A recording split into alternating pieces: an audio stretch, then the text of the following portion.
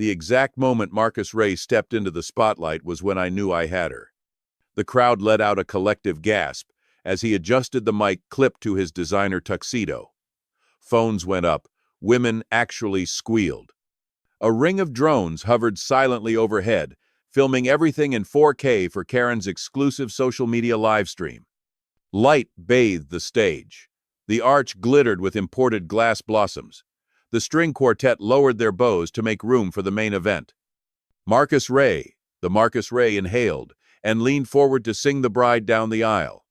I flipped the switch. Pop. Every light went dark. Whir. The sound equipment sputtered, then died. The fog machine went haywire and blew a giant cloud of white smoke directly into the crowd. People screamed, phones dropped, a drone crashed into a champagne tower. Karen's moment of glory became a blackout-fueled circus in the blink of an eye. And it was glorious. But let's rewind. Drop your city below. We want to see how far this story has reached. About 10 hours earlier, I was enjoying a slow morning black coffee, 0 emails, and the sounds of birds instead of traffic. That was until the rumbling started. Trucks, music, hammering, voices, shouting. I walked to my window and nearly spat my coffee all over the pane. My backyard, my privately owned, 2.4-acre backyard had been transformed into a scene out of a luxury bridal magazine. Rows of white chairs, a floral arch taller than my barn, stage lights, catering tents, a stage. There were people everywhere. Vendors, decorators, technicians, camera crews. I even spotted a boom mic operator. And in the center of it all, naturally, was her. Karen, HOA president, neighborhood tyrant, eternal thorn in my side. She was holding a clipboard and barking into a headset like she was producing the Oscars. I threw on pants, boots, and a hoodie and stormed outside. "Karen!" I shouted over the chaos. "What the hell is this?" She turned, flashing her signature crocodile smile. "Oh, Reed, good morning. Isn't it just magical? Don't worry, we'll clean everything up after. Well, most of it." I blinked. "You set up a goddamn wedding in my backyard without asking?" She waved her hand dismissively. "Don't be dramatic. This is our community space. We discussed this at last month's board meeting. You mentioned maybe using green space. You never said my land.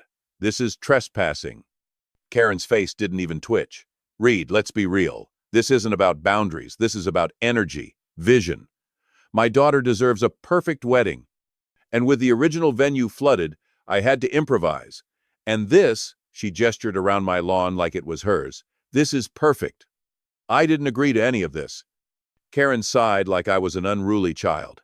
"Reed, this is my only daughter's wedding. I've invited over 200 people. Do you really want to be the grumpy neighbor who ruins everything? You're invited, of course. Front row, Marcus Ray is performing." My eye twitched. "You brought a Grammy-winning R&B singer to my property without permission?" "He's a friend of a friend. Very exclusive. Don't worry, he's not charging me. Just consider it a once-in-a-lifetime community moment. You'll love it. The energy. The celebration. You could really use some joy in your life." I didn't answer. I just turned and walked back toward my house, mind already racing. You see, Karen made 2 mistakes that morning. 1, she thought I was someone who would just accept being trampled. 2, she tapped into my neighborhood's power grid without knowing what I used to do for a living. I didn't need to fight her with noise or lawsuits. I just needed a kill switch. How dare she? That thought had been screaming in my skull for hours now. Karen didn't just trample over my boundary, she stomped all over them in designer heels, cackling the entire way. This wasn't just an unauthorized wedding. It was a declaration of war. She stood on my land, dressed like a game show host, waving to the crowd like royalty. "Welcome, everyone," she'd announced earlier, her voice booming through a mic powered by my grid. "This is the wedding of the year, and we're honored to have Marcus Ray himself here tonight."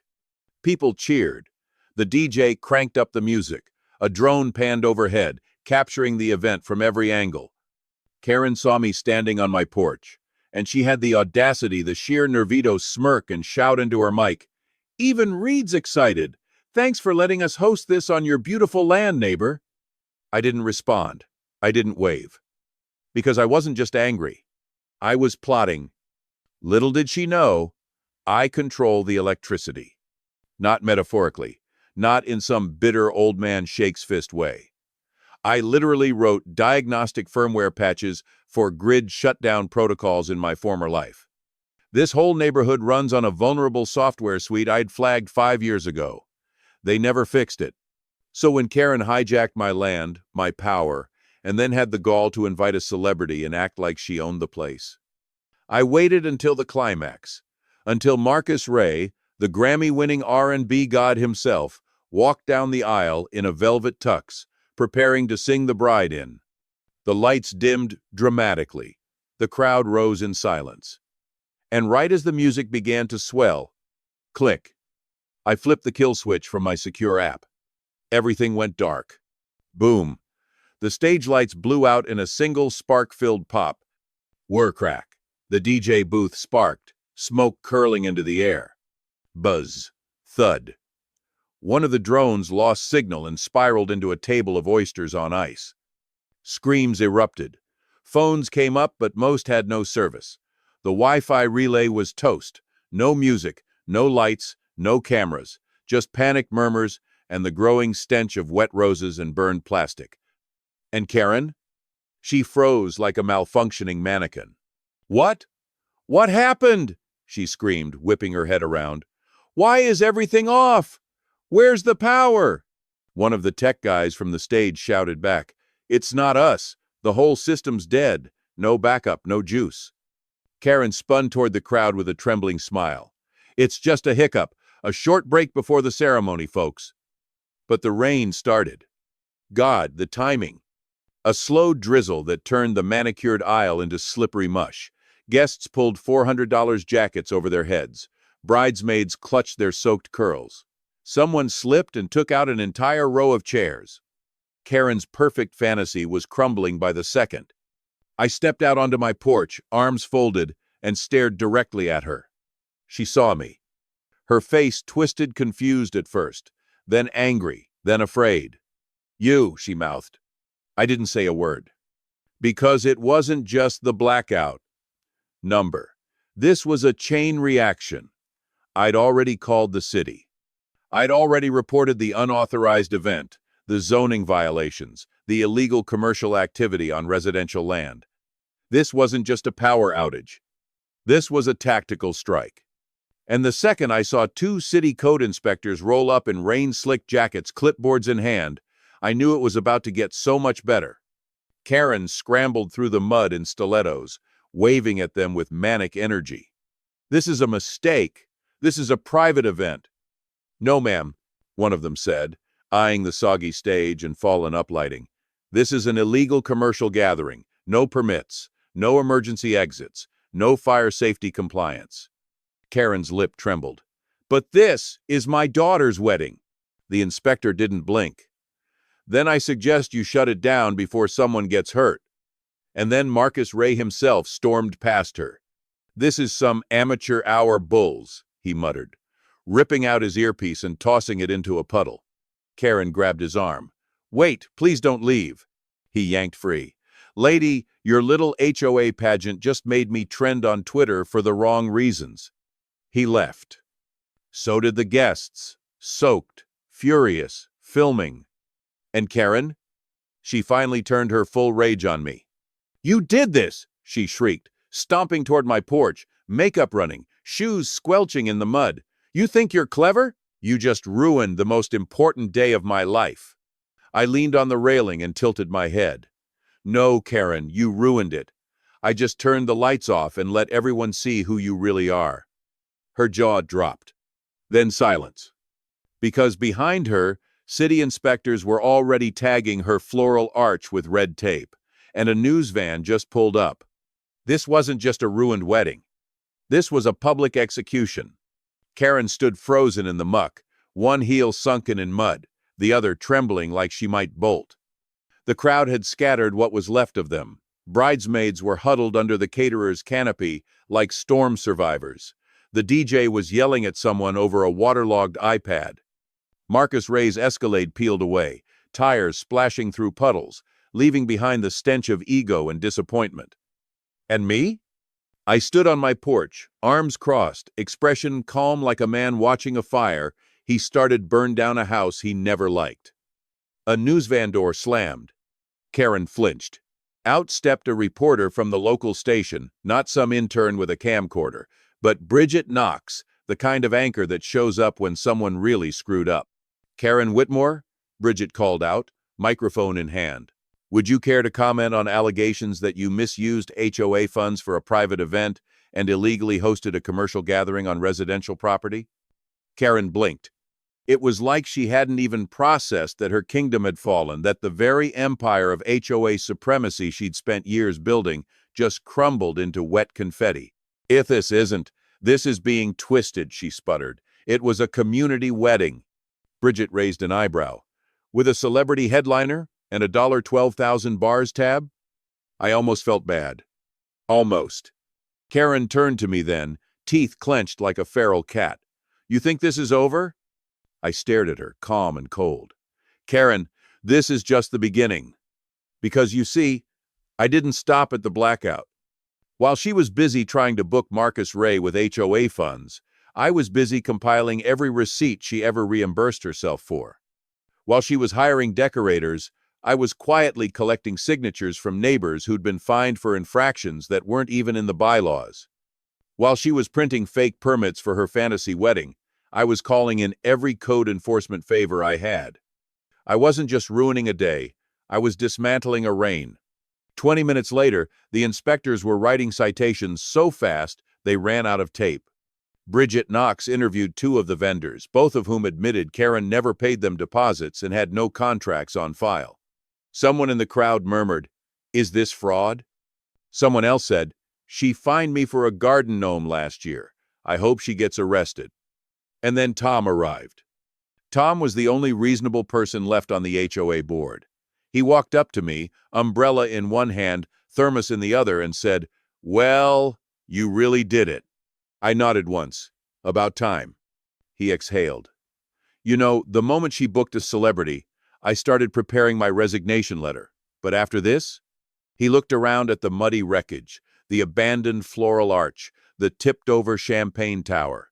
"I think we need more than a resignation. I think we need a damn audit." "Oh, it's coming," I said. He smiled.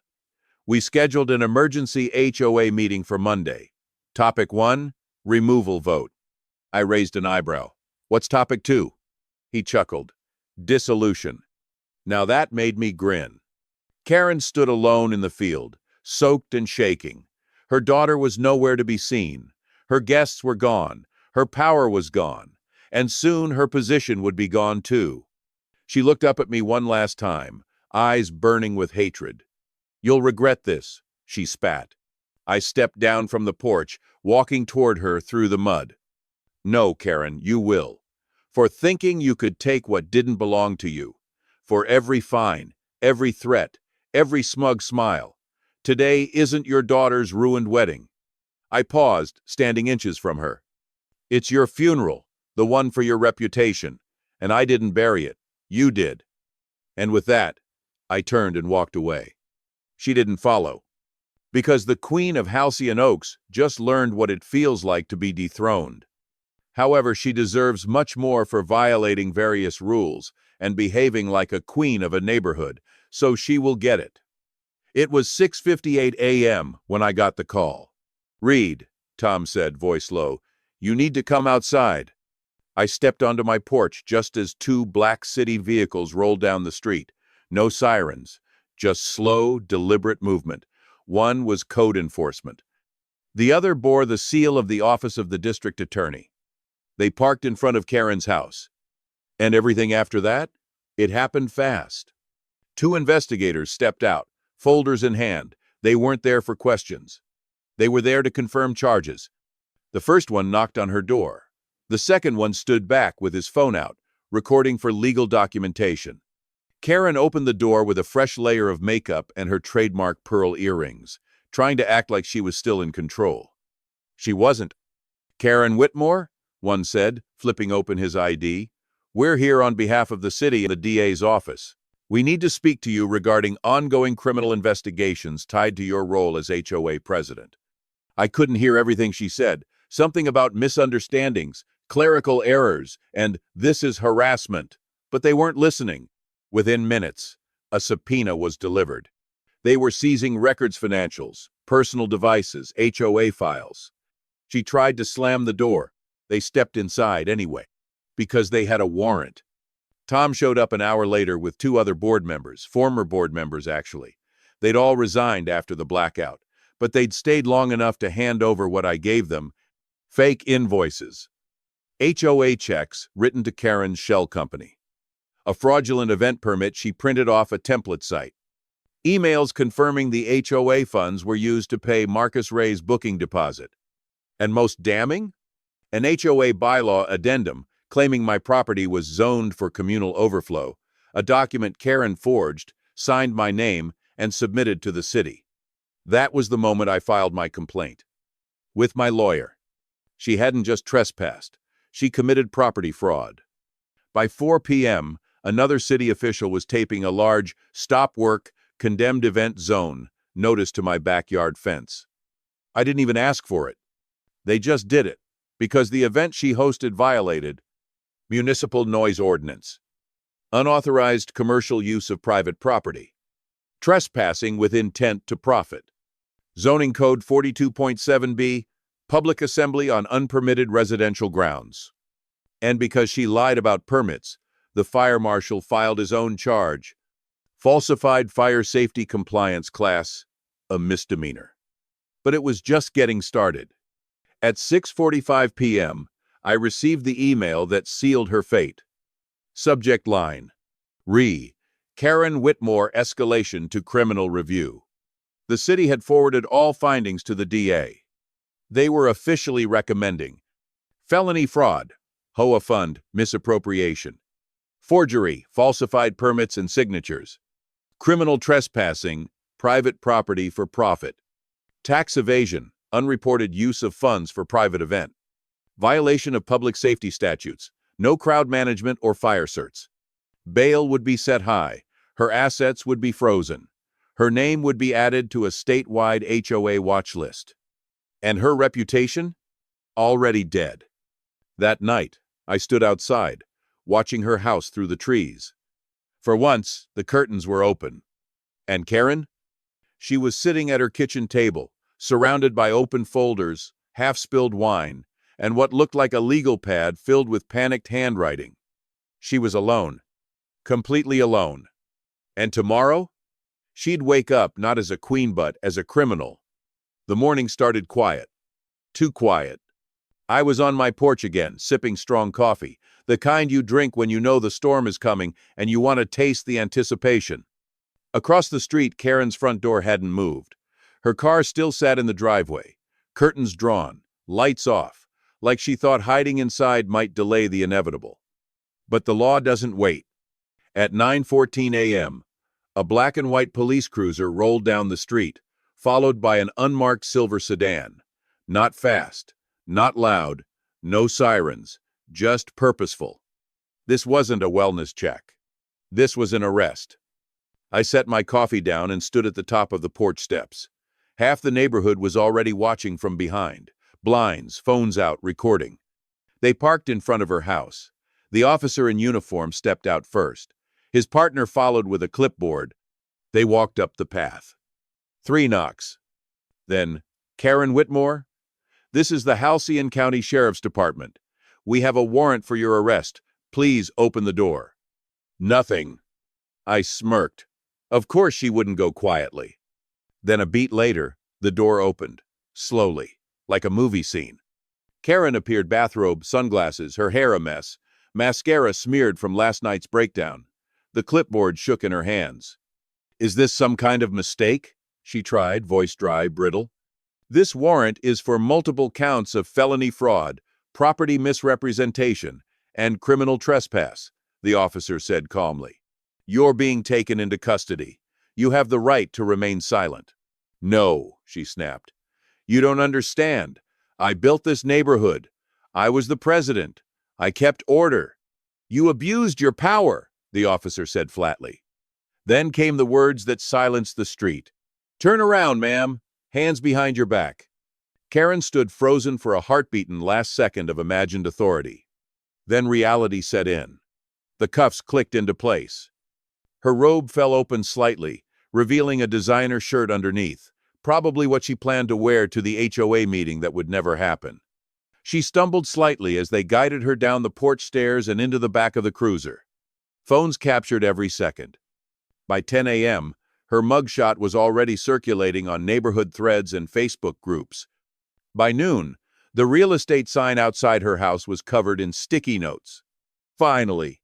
Number: Justice for the Tulips. How's federal court taste, Karen? The HOA board, what was left of it, released a public statement distancing themselves from her actions. Tom personally filed to dissolve the entire HOA, and a petition gathered 187 homeowner signatures in less than 2 hours. The DA's office confirmed the charges to local press: 3 counts of felony fraud, misappropriating over $35,000 in HOA funds, forgery in the second degree, fabricated signatures and permit documents, criminal trespass with intent to profit hosting, a for-profit event on private land without consent, unlawful use of public infrastructure tapping into the neighborhood grid for a commercial event, falsifying public safety documents, submitting fake fire certifications to secure vendors. Her bail?